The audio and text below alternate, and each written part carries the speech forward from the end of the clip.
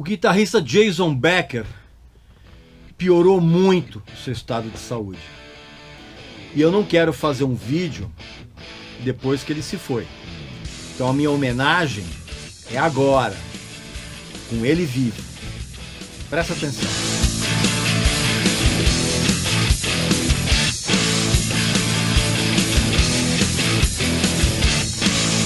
Meu amigo e minha amiga, eu tenho um papo muito sério para levar com você. Zezo Ribeiro, um dos maiores violonistas do Brasil, de carreira internacional, precisa muito da nossa ajuda. Ele tem problemas neurológicos seríssimos e acabou agora de descobrir que tem um câncer. Então, na descrição desse vídeo aqui, você tem os links, tanto para uma vaquinha virtual que foi organizada para arrecadar uma grana para que ele possa fazer os seus tratamentos, como também a própria conta pessoal do Zezo Ribeiro, para que você possa fazer uma contribuição e ajudar no tratamento do Zezo, que é um instrumentista sensacional e uma pessoa muito legal. Então esse é o meu recado. Vamos todos ajudar o Zezo Ribeiro. Obrigado. Meu amigo e minha amiga, recentemente a gente recebeu a notícia de que o Jason Becker piorou em termos de saúde. Piorou muito em relação ao que já era ruim. Antes de eu começar esse assunto, você vai fazer a sua inscrição aqui no canal. Você sabe muito bem como faz. Eu não quero fazer um vídeo depois que ele se for. Você sabe disso. Você que me acompanha, você sabe que eu detesto fazer vídeos depois que as pessoas morrem. Eu sempre procuro fazer homenagens com a pessoa em vida. Não consegui fazer isso com o Aguinaldo Timóteo, mas vou fazer isso com o Jason Becker. Recentemente surgiram notícias, né? A mãe do Jason Becker, isso na segunda-feira agora passada, ela foi para as redes sociais e ela pediu orações a todo mundo, porque o Jason Becker tá com muita falta de ar, tá com ataque cardíaco que não para, e ela diz que a situação dele é muito assustadora. Claro que ela ainda tentou irradiar algumas palavras de esperança, mas a gente sabe que é muito grave. Então, mais uma vez, eu não quero fazer um vídeo depois que ele se for. Eu quero fazer o vídeo agora, com ele vivo. Porque o Jason Becker, cara, é um dos maiores exemplos de vida, de luta pela vida que eu já vi, cara. É sério. O Jason Becker, para quem não sabe, eu vou contar um pouquinho a respeito dele aqui. E isso vai funcionar como uma homenagem para ele. Eu acho que você conhecer a vida do Jason Becker é um exemplo para todos os momentos em que você se vê em dificuldade. O Jason Becker, ele era desde moleque, ele era um guitarrista, ele era muito estudioso, e principalmente em relação à obra do lendário violinista, o Niccolo Paganini.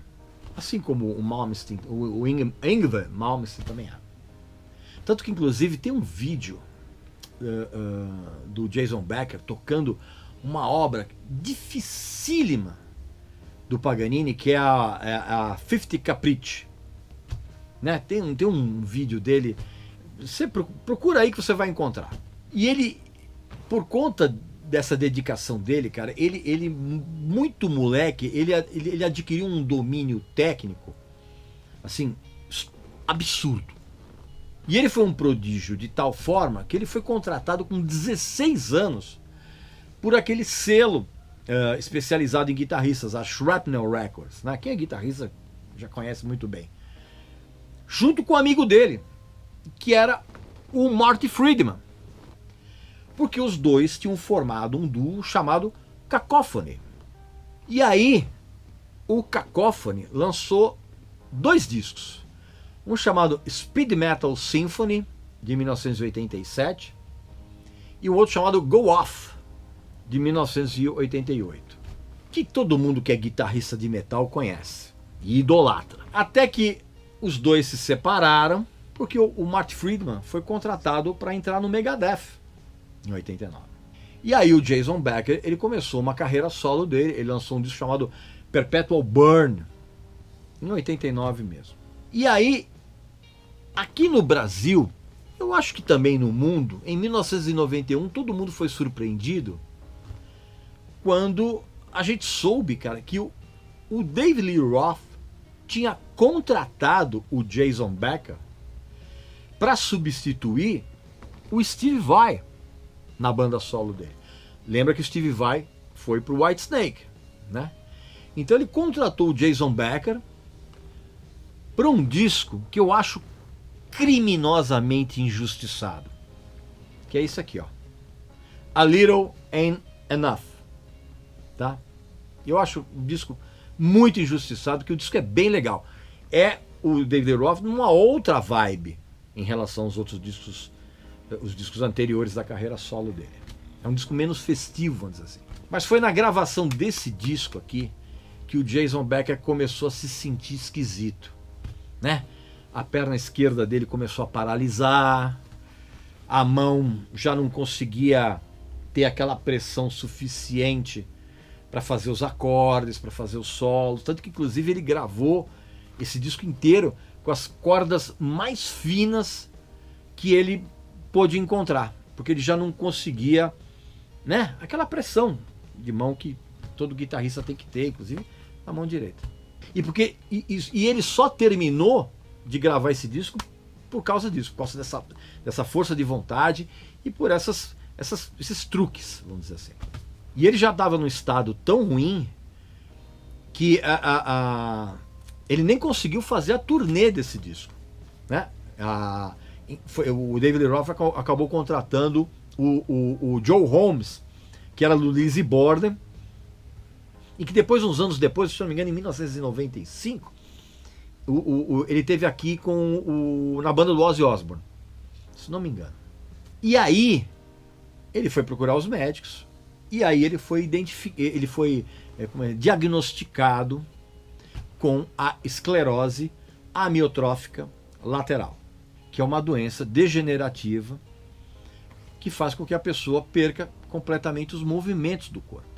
Em 1996, ele já não conseguia mais falar, a doença já tinha deixado o Jason completamente paralisado, só que o cérebro continuava funcionando perfeitamente em termos de raciocínio. Você imagina o desespero, cara, do teu cérebro continuar o mesmo e o teu corpo não obedecer mais. E aí o que acontece? O pai do Jason Becker, ele criou um sistema de comunicação com umas linhas e umas letras em que o Jason Becker, ele se comunicava com o movimento dos olhos dentro desse sistema. Incrível isso. E ele usa esse sistema de comunicação até hoje, se não me falha a memória, claro que com todo aperfeiçoado. E o Jason Becker, ele sobrevive, né? E ele também, cara, ele consegue compor e gravar discos. Pra você ter uma ideia, ele soltou um disco em 2008 chamado Collection, que tinha a participação do Matt Friedman, do amigo dele, do Greg Howe, do Joe Satriani, do Michael Lee Firkins, do Steve Vai, do Steve Hunter. E ele lançou em 2018 outro disco chamado Triumphant Hearts. E ele conseguiu compor, gravar e lançar esses discos com a ajuda de um programa de computador criado por um amigo e também produtor dele, que é o Mike Bimsdorfer, que permite que ele componha usando pequenos movimentos da cabeça e dos olhos. E ele já tinha o Jason Becker já tinha lançado em 1996 um outro disco chamado Perspective, antes que a doença atingisse o cara por completo. Tem essa ainda. Sem contar que em 1999 foi lançado um disco com as demos que ele fez, chamada Raspberry Jams, e em 2003 saiu Blackberry Jams, né, que são os discos que tem as demos, né? Fora que depois ele soltou também um outro disco que era só com temas que ele compôs na adolescência, chamado Boy Meets Guitar, em 2012. Você consegue imaginar uma pessoa que só consegue movimentar os olhos, ter pequenos movimentos da cabeça, o cérebro intacto, e o cara conseguir compor, gravar e lançar? E assim, o mais incrível, cara, é que os médicos, quando ele foi diagnosticado, os médicos deram para ele, no máximo, 3 anos de vida. E ele tá aí até hoje, cara. Tenta assistir um documentário chamado Jason Becker Not Dead Yet, de 2012. Tenta assistir esse documentário sem que escorra uma lágrima dos teus olhos, cara. É absolutamente impossível. Então, meu amigo e minha amiga, no momento em que a gente recebe essas notícias por parte da mãe dele, que o estado dele piorou ainda mais, eu não vou deixar de prestar essa pequena homenagem a ele nesse vídeo aqui, tá? Eu torço muito para que ele continue, que ele se restabeleça de alguma forma e continue aqui com a gente, tá? Não esquece de fazer a sua inscrição aqui no canal e comenta aqui embaixo o que você acha a respeito dele como guitarrista e como exemplo de amor à vida, tá ok? E que ele sirva de exemplo para todos nós. Um abraço para você, para sua família e para os seus amigos, tá bom? Até a próxima.